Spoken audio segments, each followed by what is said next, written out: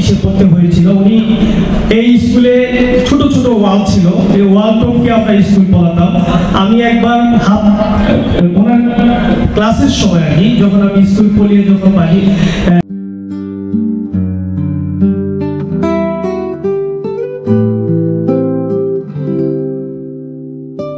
School পড়ার চেষ্টা করেছিলাম, তখন ঠিক এই ওয়াল থেকে যখন লাভ দেওয়ার পরে সাথে সাথে আমি আজিজ স্যারের সামনে গিয়ে পড়ি।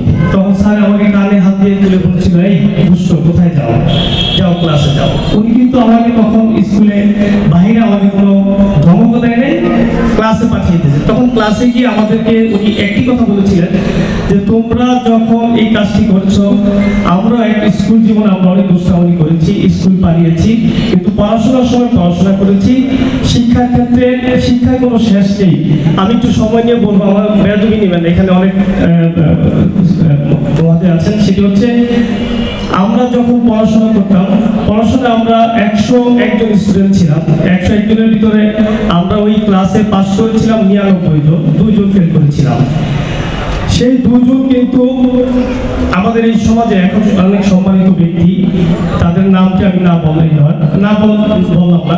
তারা এই সমাজে এখন উচ্চ মাধ্যমিক এবং বড় ব্যবসায়ী। কিন্তু আমরা যারা ক্লাসে পড়াশোনা করেছিলাম, আমাদের স্যার আমাদেরকে শিক্ষা দিয়েছিলেন যে সব কাজ করবা, মাদকের সাথে সম্পৃক্ত হবে না, মাদকের স্পর্শে যাওয়া না। আমাদের অনেক বড় ভাই ছিল, আমাদেরকে দিয়ে অনেক কাজ করার চেষ্টা করেছিল এবং আমাদের হাতে মাদক তুলে দেওয়ার চেষ্টা করতো। আমরা ঠিক সেই মুহূর্তে আমাদের আদি স্কুলের যে টিচাররা ছিলেন, আমাদের যে শিক্ষা দিয়েছিলেন, সেই শিক্ষার মাধ্যমে আমরা একটা জিনিস মাথায় রাখতাম, সেটা হচ্ছে যে আমরা কখনো মাদক স্পর্শ করবো না, মাদকের সম্পৃক্ত হবো না।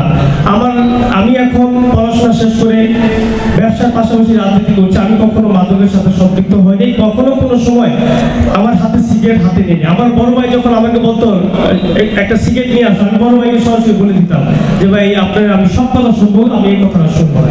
তা আমি এখানে এই কথাটি বলার কারণ হচ্ছে যে সময় নিয়ে বললাম, আমরা যারা সমাজে বাস করি, আমাদের অনেক বড় ভাইরা আছেন, আমাদেরকে দিয়ে অনেক বাজে কাজ করানোর চেষ্টা করেন একটি কারণে, সেটা হচ্ছে একটি মাদক যদি আমাদেরকে তুলে দিতে পারতো, আমাদেরকে দিয়ে যদি সে মাদক সম্পৃক্ত করে মাদক সেবন করতে পারতো, তাহলে আমাদেরকে সে বাজে কাজগুলো তারা করতে পারতো। আমরা সে থেকে বেরিয়ে আসতে হবে। সমাজে বড় হতে হলে সর্বপ্রথম আমাদের পিতা মাতার কথা শুনতে হবে।